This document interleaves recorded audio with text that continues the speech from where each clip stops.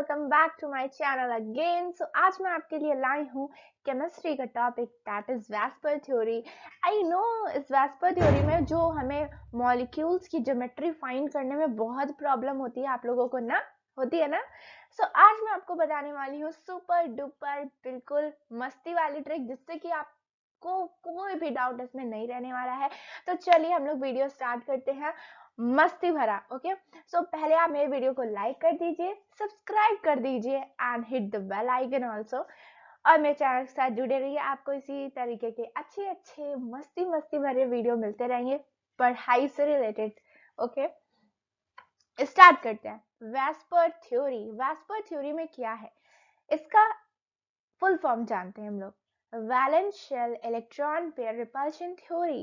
वैसे तो ये थ्योरी मतलब इसका जो फुल फॉर्म है खुद को डिफाइन कर रहा है, लेकिन हमें ऐसा नहीं समझना, हमें थोड़ा सा और इंटरेस्टिंग वे में समझना है। वेट समझाती हूँ।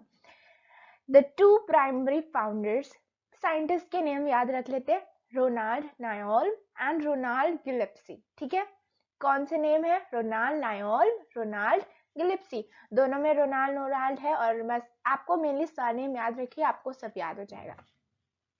ठीक है, और इसको मतलब केमिस्ट को थोड़ा सा ऑनर देंगे तो हम लोग क्या बोलेंगे, गिलेप्सी और नायोल थ्योरी भी हम लोग वेस्पर थ्योरी को बोल सकते हैं। ठीक है, और नीड, हम लोगों को पहली बात तो यही है कि हम ये चीज पढ़ क्यों रहे हैं।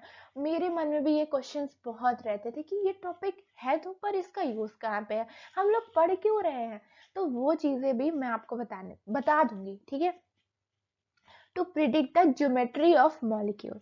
अब ये ज्योमेट्री क्या होता है? ये ज्योमेट्री और शेप एक ही होता है, ये ज्योमेट्री और शेप अलग अलग होता है? ये क्वेश्चन भी होता होगा ना मन में, वो भी मैं बता रही हूँ। तो चलिए आगे बढ़ते हैं। सबसे पहले किसी चीज में आगे बढ़ने से पहले हमें थोड़ा सा पीछे आना पड़ता है। पीछे हम लोग कहाँ पे आएंगे? हाइब्रिडाइजेशन पे। आपको अपनी जगह से नहीं हिलना है। ओके, तो हाइब्रिडाइजेशन, हाइब्रिडाइजेशन में क्या पढ़ते थे हम लोग? सिंपल, कोई मॉलिक्यूल है जो सेंट्रल मेटल एटम है, उसने किसी और एटम के साथ बॉन्ड्स बनाए, शेयर्ड पेयर्ड इलेक्ट्रॉन, जिन्हें हम जो सिग्मा बॉन्ड्स होते थे उनको काउंट कर लेते थे, और नंबर्स ऑफ लोन पेयर्स जो होते थे वो हमारे 0 होते थे। तो हम लोग नॉर्मली शेप प्रिडिक्ट कर लेते थे, और वो शेप की टेबल हमारे सामने स्क्रीन पे है। अगर हाइब्रिडाइजेशन मतलब 2 नंबर्स ऑफ इलेक्ट्रॉन से मतलब हमारा sp होगा तो हमारा लीनियर शेप होगा, हमारा 3 है तो मतलब sp2 होगा तो हमारा ट्राइगोनल प्लानर है, अगर हमारा 4 है तो हमारा टेट्राहेड्रल होगा, एंड सो ऑन। ये हमारा हाइब्रिडाइजेशन का फंडा था। लेकिन वेस्पर थ्योरी की हमें नीड इसलिए हुई कि अगर उस मॉलिक्यूल में लोन पेयर्स भी प्रेजेंट है तो हम लोग उसका जो शेप है वो कैसे प्रिडिक्ट करेंगे। ठीक है, अब यहाँ पर हाइब्रिडाइजेशन में हम लोग सिर्फ शेप को प्रिडिक्ट कर पा रहे थे, लेकिन जब लोन पेयर आता है तो वो शेप को डिस्टॉर्ट कर देता है, और हमें वो जो उसकी जो ज्योमेट्री होती है वो हम लोग वेस्पर थ्योरी के थ्रू निकालते हैं, जानते हैं। इसलिए हम लोगों को इस थ्योरी की नीड पड़ी, क्योंकि जब तक लोन पेयर नहीं थे चलिए हम लोगों का इससे काम चल रहा था, लेकिन जब लोन पेयर आ गया है तब उसके शेप में चेंजमेंट हो रहा है। तो हम लोग क्या पढ़ेंगे? VSEPR theory.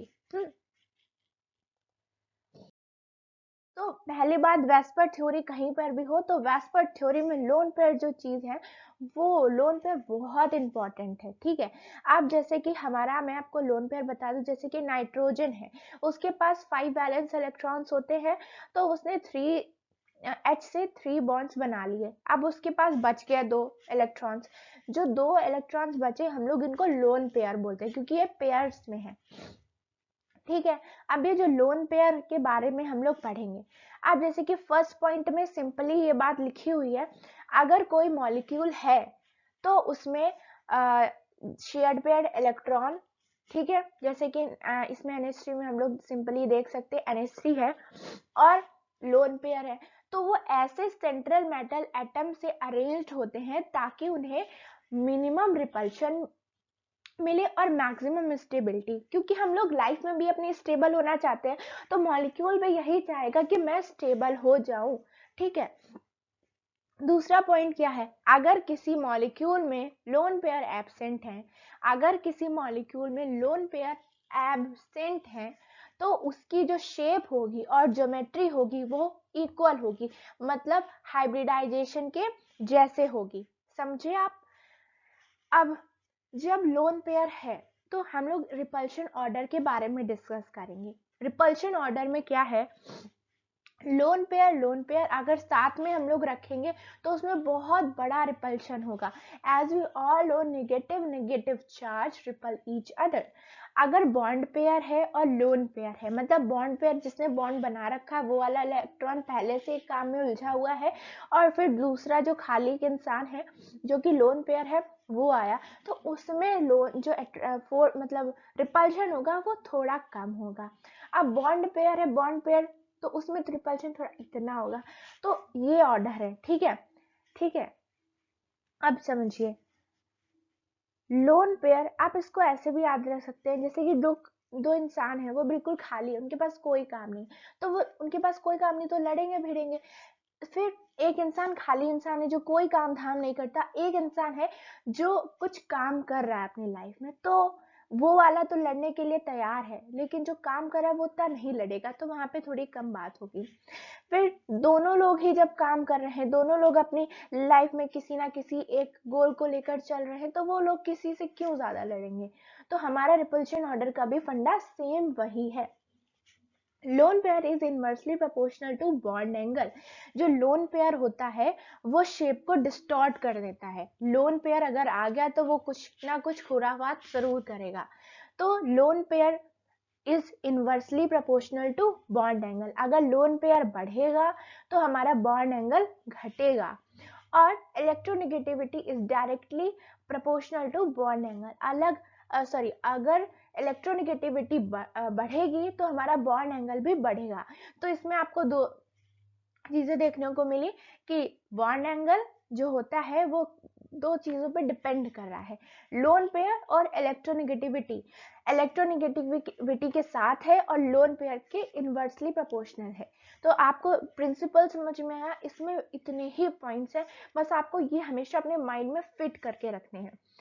अब जैसे कि हमने पहले देखा था, जैसे कि CH4 है, इसमें कोई भी लोन पेयर प्रेजेंट नहीं है, तो इसका शेप कैसा होगा? हाइब्रिडाइजेशन के जैसे, जो हमने पहले टेबल देखी थी। ठीक है, जीरो लोन पेयर है, इसकी शेप होगी टेट्राहेड्रल। अब यहाँ पे ट्राइगोनल आ गया, NH3। अगर हम लोग लोन पेयर को इसमें छिपा दें और इसमें सिर्फ कितने हैं? 3 हैं, ठीक है, sp3, तो इसकी शेप हम लोग क्या बोलेंगे? Trigonal pyramidal. ट्राइगोनल पिरामिडल, जैसा कि आप यहाँ पे देख सकते हैं लिखा है। लेकिन अगर हम लोग इसमें लोन पेयर को कंसीडर करेंगे तो उसकी ज्योमेट्री जो होगी वो हम लोग वेस्पर थ्योरी के अकॉर्डिंग निकालेंगे। ये हम लोग आगे देखते हैं। देन H2O है, इसके पास नंबर ऑफ लोन पेयर्स बढ़ गए हैं और 2 सिग्मा बॉन्ड्स रह गए हैं, तो इसकी ज्योमेट्री होगी वो भी कुछ और होगी, जैसे कि इसमें बेंट लिखा हुआ है। तो चलिए अब हम लोग देखते हैं कि हम लोग कैसे इजी वे में ज्योमेट्री को फाइंड आउट कर सकते हैं। ओहो, क्या कलरफुल अमेजिंग टेबल देखने को मिल रही है ना। हाइब्रिडाइजेशन हमारा sp2 sp3, हमारा आपको हाइब्रिडाइजेशन पता होना चाहिए वेस्पर थ्योरी के पढ़ने से पहले, ठीक है? तो वो आप अपना क्लियर रखिए। अब हाइब्रिडाइजेशन, और अगर आपको हाइब्रिडाइजेशन नहीं पता है कैसे निकालते हैं तो प्लीज आप मुझे कमेंट सेक्शन में बताइए, मैं उस पर भी एक वीडियो बना दूंगी। नंबर्स ऑफ लोन पेयर, जैसे कि sp2 है तो क्या होगा? एक स्ट्रक्चर में 2 बॉन्ड पेयर प्रेजेंट है, मतलब सिग्मा बॉन्ड्स प्रेजेंट है, और एक जो है वो हमारा लोन पेयर, तो टोटल कितने हो गए? 3। हाइब्रिडाइजेशन का फॉर्मूला होता है ना, तो हमारा sp2 निकल के आया, 1 लोन पेयर है और इसका ज्योमेट्री क्या हो जाएगी? V shape. ठीक है, हमने इतना पढ़ लिया। अब क्या है? हाइब्रिड, जैसे कि अब उसमें है sp3 आ गया, ठीक है? तो sp3 में क्या होगा कि एक लोन पेयर प्रेजेंट है और बाकी के हमारे पास 3 जो है वो बॉन्ड प्रेजेंट है, तो जो इसकी ज्योमेट्री हो गई पिरामिडल। अब sp3 तो है, लेकिन उसमें जो 3 बॉन्ड पेयर थे वो 2 ही रह गए और लोन पेयर्स का नंबर बढ़ गया। तो लोन पेयर हाइब्रिडाइजेशन वही रहा, देखिए, लेकिन लोन पेयर के आने से शेप चेंज हो गई। जैसा कि हमने वाटर में देखा था, वाटर में sp3 था, उसमें 2 लोन पेयर थे और 2 बॉन्ड मतलब बॉन्ड्स थे, तो हमारा जो शेप था वो बेंड शेप हो गया। अब मैंने इसको डिवाइड कर रखा है कलर्स के हिसाब से, जैसे कि आपको रेड ब्लॉक अलग से लर्न करना है, येलो ब्लॉक अलग से लर्न करना है और ब्लू ब्लॉक अलग से लर्न करना है, और ये जो ऊपर नीचे वाले हैं आपको अलग से पढ़ने हैं। मैं आपको इन 3 ब्लॉक्स की ट्रिक बताऊंगी।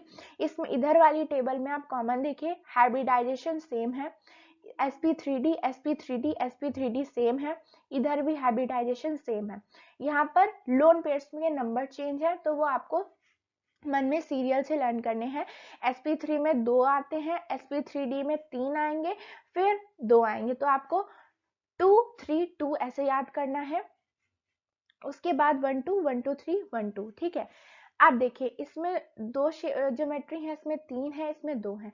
इन्हें याद करने की ट्रिक इधर लिखी हुई है मैंने रेड में, पिरामिडल, प्यारी, बेंच शेप, बहना, सी शॉ या के, ठीक है, टी शेप और लीनियर। इसे याद करने के लिए इसकी ट्रिक ये है, सीला थी लाइन में का कोई मतलब नहीं है, लाइन, तो ठीक है, सी शॉ का ये हो गया, टी का थी और लीनियर का लाइन में, स्क्वायर पिरामिडल का सुनो प्रियंका, और स्क्वायर प्लानर का हमारा हो जाएगा सुनो प्लान, ठीक है।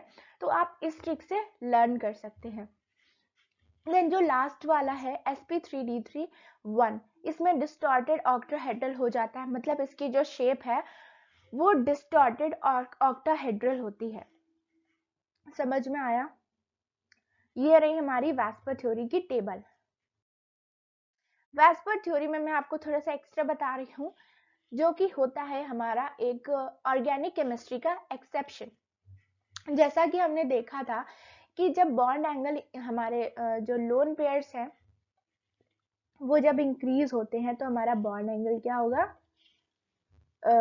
डिक्रीज होगा। इंक्रीज होंगे तो बॉन्ड एंगल डिक्रीज होगा। लेकिन आप देखिए इन तीनों स्ट्रक्चर में सेंट्रल मेटल एटम सेम है, लोन पेयर्स के नंबर भी सेम है, और बॉन्ड सिग्मा बॉन्ड्स भी सेम है, तीनों में हाइब्रिडाइजेशन भी सेम है, लेकिन फिर भी इनका बॉन्ड एंगल डिफर कर रहा है।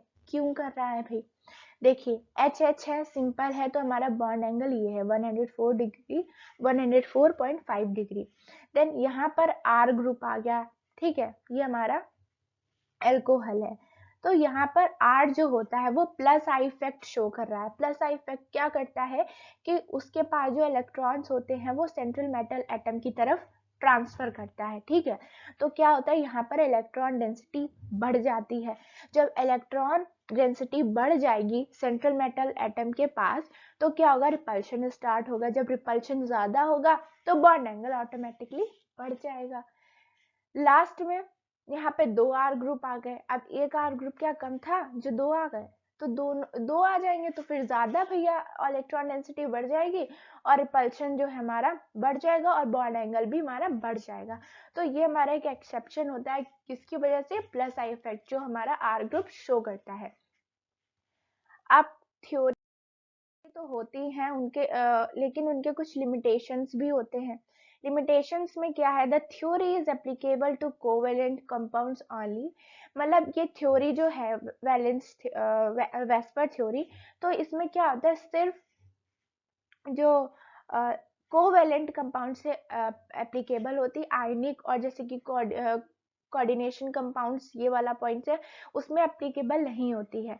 और इसमें जैसे कि हम वैलेंस शेल के इलेक्ट्रॉन्स लेकर देखते हैं, लेकिन जो एसपीडीएफ में हम लोग अलग अलग शेल्स में, सब सेल्स में इलेक्ट्रॉन्स फिल करते हैं, उसमें उसका कोई लेना देना नहीं होता है। देन ये वाली जो थ्योरी थी फेल हो गई थी बॉन्ड एंगल बताने में NH3 और H2O में, ठीक है, क्योंकि उनकी कोई रेगुलर ज्योमेट्री नहीं होती है। देन लास्ट में होता है NH3 PH3 और ASH3, जो ये वाले जो कंपाउंड्स है इनके बॉन्ड एंगल बताने में ये थ्योरी फेल हो गई थी, क्योंकि इसमें NH3 PH3 और आर्सेनिक हमारे एक ही नाइट्रोजन फैमिली है, उसके ही मेंबर्स है तीनों, और इन सब में इलेक्ट्रोनेगेटिविटी डिफरेंस की वजह से इनका बॉन्ड एंगल डिफर करता है, और इस वजह से वाली जो थ्योरी थी ये बताने में फेल हो गई थी। तो ये कुछ इसके लिमिटेशंस है। आई होप कि आपको वेस्पर थ्योरी में अब कोई डाउट नहीं होगा और आप इजीली शेप्स को ज्योमेट्री को प्रिडिक्ट कर सकते हैं किसी भी मॉलिक्यूल की। और अगर आपको फिर भी कोई डाउट्स है, आप कोई क्वेश्चन सेशन चाहते हैं, तो प्लीज़ मुझे कमेंट सेक्शन में ज़रूर बताइएगा।